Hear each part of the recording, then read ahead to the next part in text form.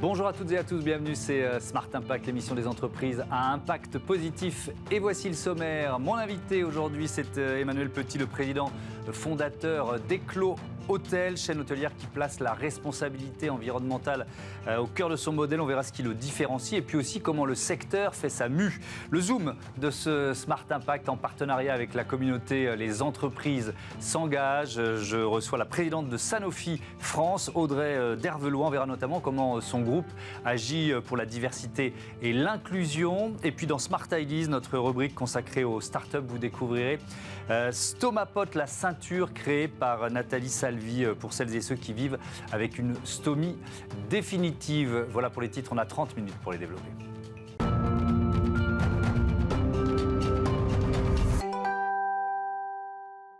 L'invité de Smart Impact, c'est Emmanuel Petit. Bonjour. Bonjour. Bienvenue, vous êtes le fondateur d'Eclos Hôtel, créé en 2014. Combien d'hôtels, une décennie plus tard ? 11 hôtels aujourd'hui en exploitation, avec l'ouverture imminente de notre hôtel sur Paris Porte de Versailles la semaine prochaine. Oui, le 8 février. Est-ce que c'est... Alors, on va détailler votre modèle, la place des actions, des engagements environnementaux dans ce modèle, mais est-ce que quand on crée un nouvel hôtel, on concentre un peu tout ce qu'on voulait faire ou tout ce qu'on veut faire, d'une certaine façon ? Ah oui, on essaye à chaque fois de s'améliorer et d'essayer de faire toujours mieux sur principalement les impacts environnementaux de nos hôtels.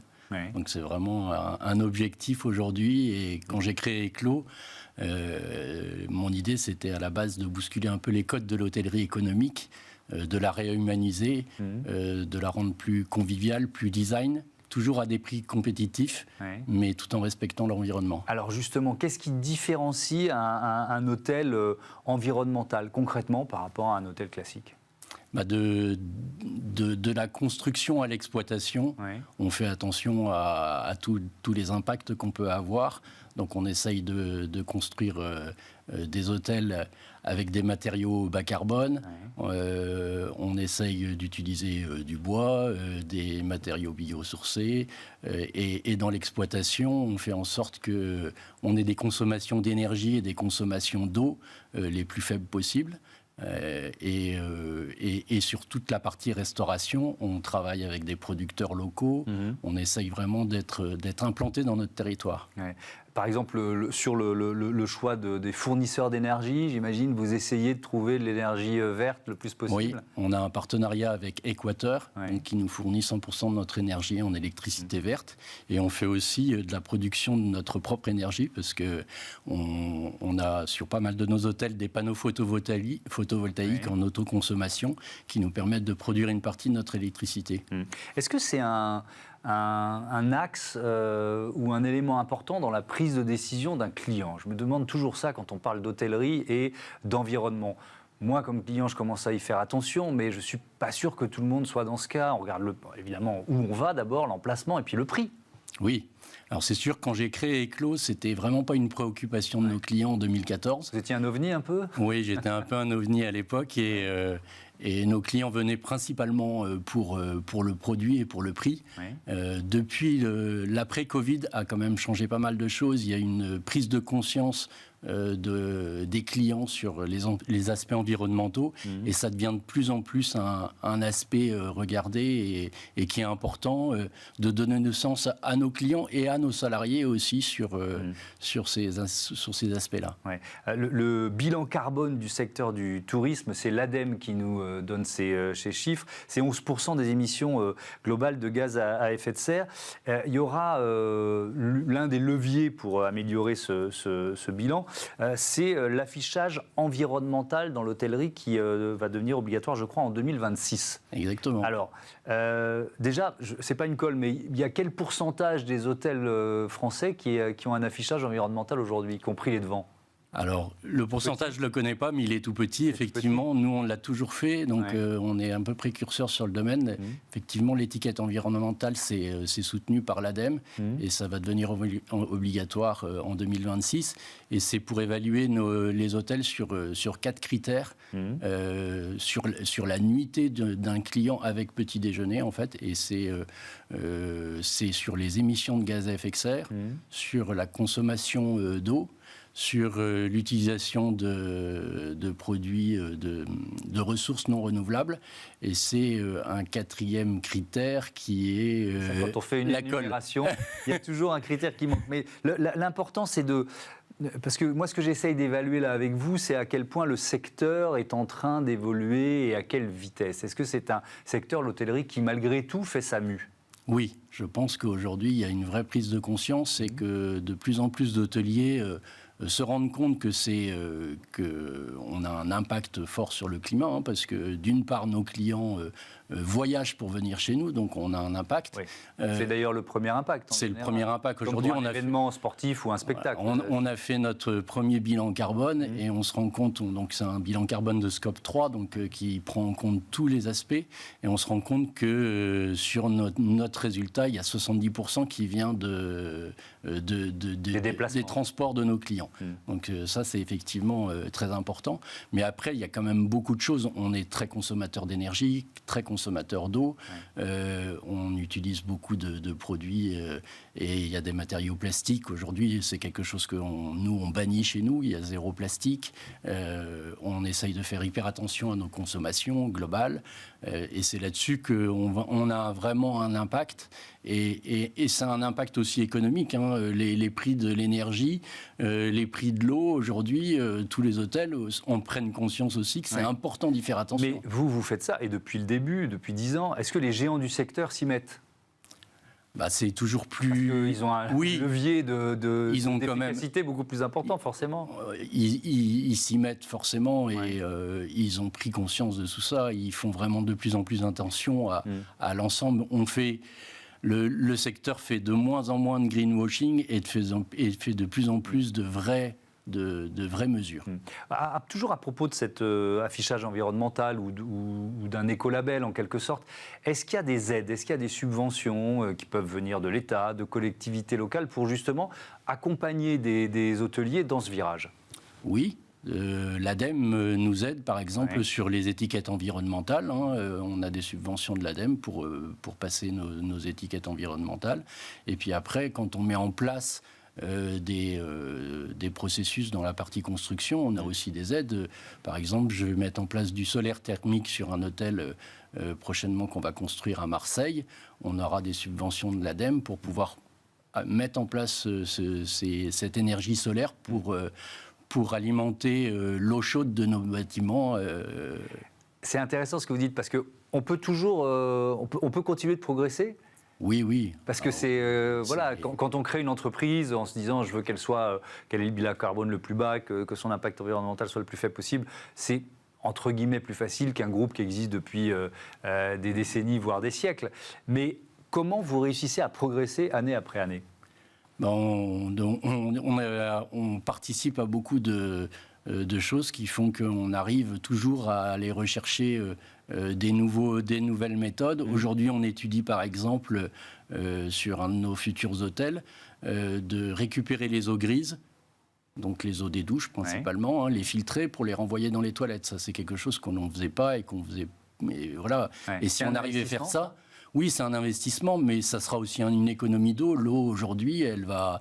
On sait qu'on risque d'avoir un jour ou l'autre des pénuries d'eau. Donc, c'est important de réfléchir à ces axes de progression. Et aujourd'hui, je participe aussi, depuis cette année, je participe à la Convention des entreprises pour le climat. Oui, donc on a reçu ici plusieurs fois. Oui. Voilà, et c'est quelque chose qui est très bouleversant, parce qu'on prend vraiment encore plus... on prend vraiment la mesure de l'impact sur le climat. Mais par contre, c'est vraiment tout un accompagnement pendant toute une année pour construire une feuille de route pour essayer d'arriver vers une entreprise de plus en plus régénérative. Ouais. Vous avez fait un audit RSE fait par Betterfly Tourisme, qu'on a d'ailleurs reçu ici également. C'était à l'occasion des 10 ans de Desclos Hôtel. Quel bilan vous avez eu une bonne note, si j'ose dire ? Oui, on est assez précurseur, donc effectivement, on a une bonne note, et puis on voit bien déjà sur l'étiquette environnementale, on a une note de 24-36, et la moyenne du secteur est à 50, donc on est vraiment très précurseur sur les sujets environnementaux. Mais sur la partie RSE, on a vraiment fait un audit avec eux, avec les parties prenantes internes et externes, et pour essayer de construire 5 axes stratégiques qui va nous permettre encore de progresser et de travailler sur ces axes stratégiques. Un dernier mot, il nous reste un peu moins d'1 minute, sur peut-être, on n'a pas parlé du modèle de propriétaire exploitant. De quoi il s'agit? Expliquez-moi ça. L'objectif d'Eclos, c'est plutôt d'être propriétaire de ces immeubles et d'être l'exploitant, donc de maîtriser toute la chaîne de valeur d'un hôtel. Et donc, c'est vraiment l'objectif, c'est de maîtriser son bâtiment du début jusqu'à la fin, et puis pouvoir aussi le faire progresser au fur et à mesure, et puis de maîtriser l'exploitation de nos hôtels. Merci beaucoup, merci Emmanuel Petit, à bientôt sur Bismart. On passe au Zoom de ce Smart Impact en partenariat avec les entreprises s'engagent.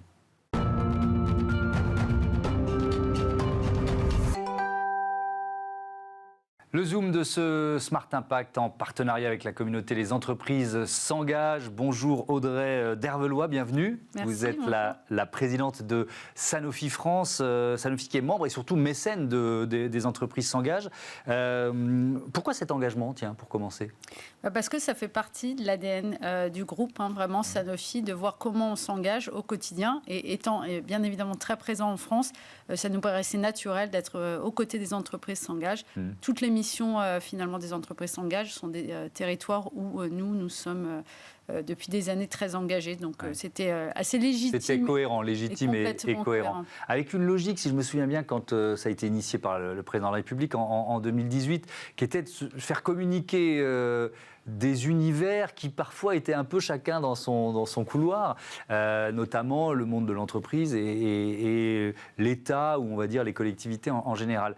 Est-ce que vous voyez la différence, vous voyez ce que je veux dire, avec cette communauté? En quoi ça permet de créer des ponts? Alors déjà, on voit au sein du collectif en fait, qu'il y a une détermination à faire bouger les lignes partout où on peut, et je pense que ça commence déjà par ça. Et ce qui est très intéressant, je pense, c'est l'aspect territorial en région. Et c'est vrai que là, on voit la différence, c'est-à-dire que chaque entreprise regarde vraiment partout où on peut agir, et ça, je pense que ça va vraiment se voir, et on a déjà des chiffres qui montrent que ça bouge. Que ça bouge. Alors, il y a beaucoup de thèmes à aborder. On va commencer par parler de diversité et d'inclusion, notamment auprès des jeunes. Sanofi est signataire du programme Pacte, qui est en faveur qui vient en aide aux jeunes des quartiers prioritaires de la ville. Pour y faire quoi? Pour y présenter déjà vos métiers?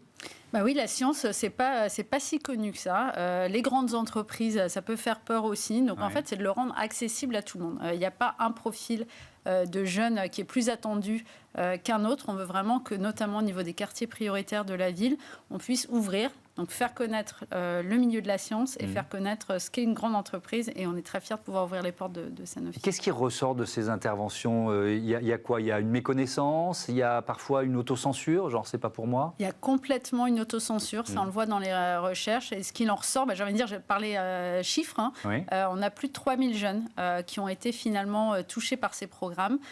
Donc 40% viennent des quartiers prioritaires de la ville. Donc déjà, on peut voir, parler de nos métiers auprès de 3000 jeunes, c'est important. Et puis, c'est aussi un accueil, parce qu'on accueille à peu près 1600, 1700 alternants tous les ans chez Sanofi. Donc, c'est des jeunes qui sont aussi issus de ces quartiers prioritaires et qui ont un avenir pour des groupes tels que Sanofi. Il y a un fond de scepticisme, parfois de complotisme d'ailleurs, qui accueille toutes les thématiques de santé et particulièrement les géants de l'industrie pharmaceutique. Est-ce que vous ressentez ça parfois aussi dans ces discussions? Est-ce qu'il faut aller au-delà des clichés? Vous voyez ce que je veux dire? Je le ressens, je ne m'arrête pas là. En fait, je partage juste, j'avais un déjeuner avec 7 jeunes issus de ces quartiers via l'association Télémac. Et je pense qu'il y a beaucoup de clichés, parce que moi, j'ai vu notamment 7 jeunes ultra motivés, ambitieux, et qui n'avaient aucune réticence à venir travailler pour des grands groupes comme Sanofi ou dans d'autres grandes institutions publiques, privées.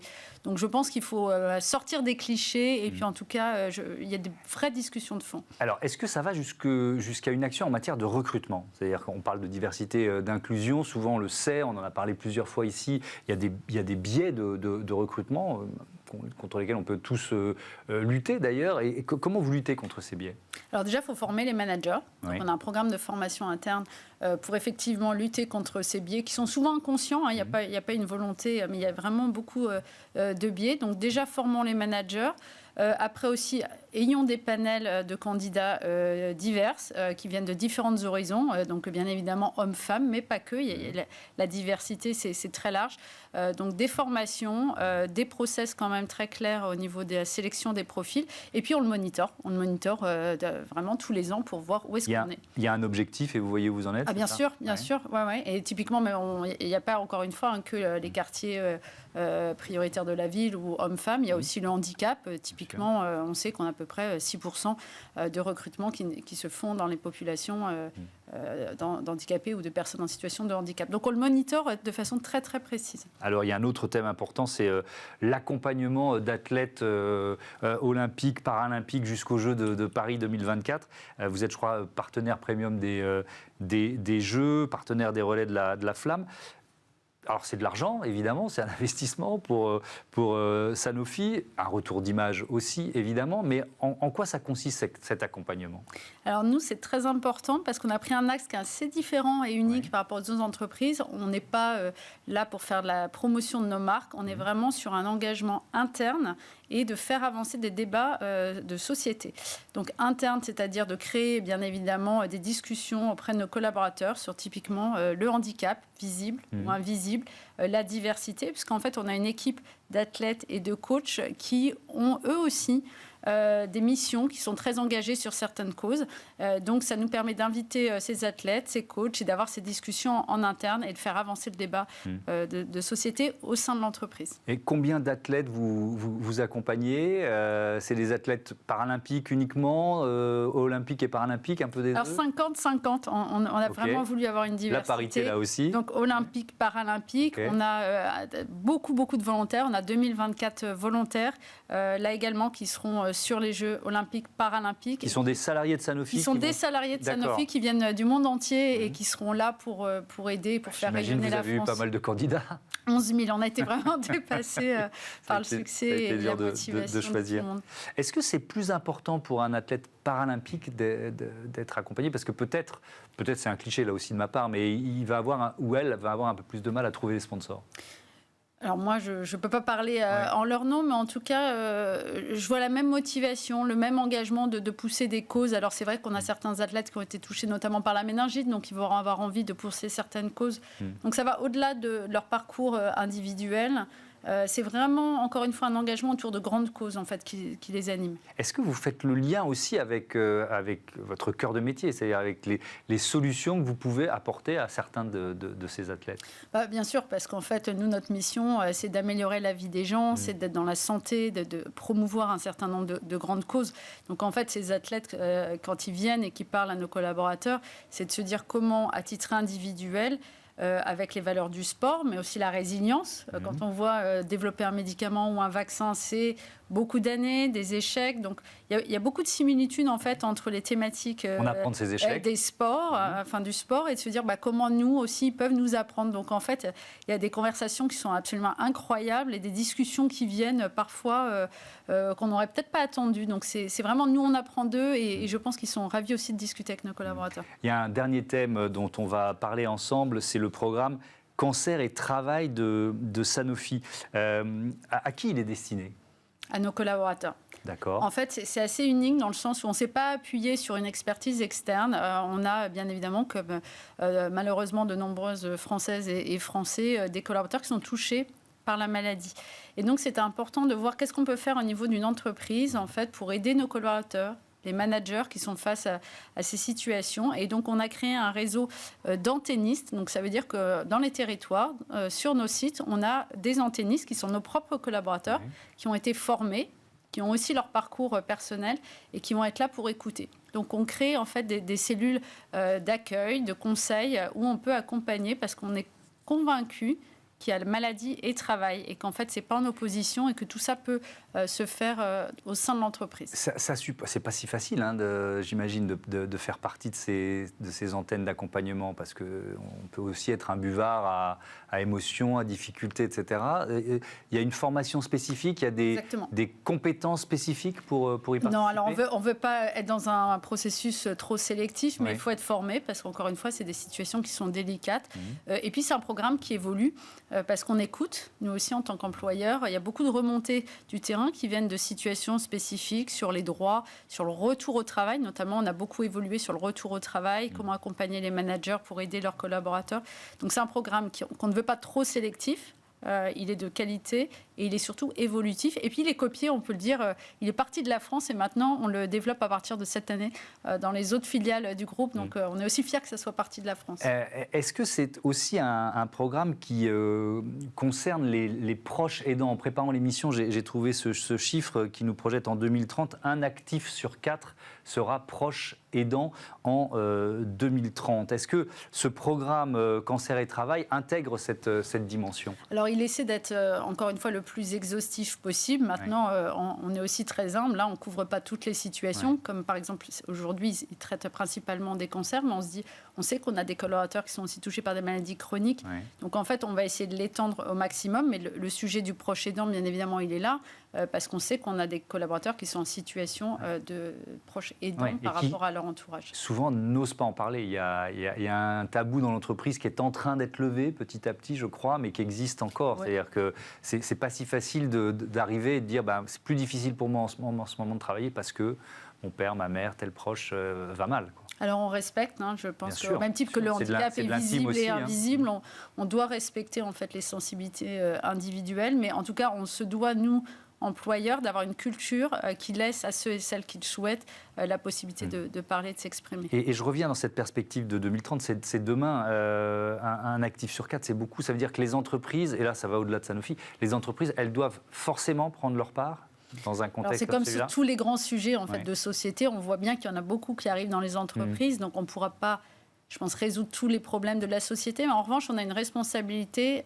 d'en parler et de voir comment nous, on peut anticiper, surtout comment on peut contribuer à soulager notamment ces grands problèmes de la société de demain. Un dernier mot, toujours à propos de cette question du cancer. Sanofi est signataire de la charte de l'Institut national du cancer. Alors là, on est dans l'amélioration des conditions de travail, c'est ça?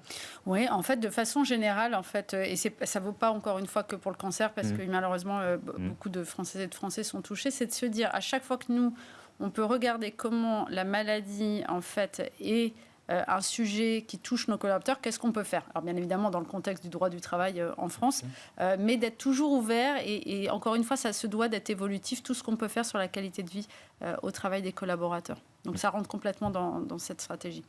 Merci beaucoup. Merci Audrey d'Hervelois et à bientôt sur Bismart. On passe à notre rubrique Start-up tout de suite.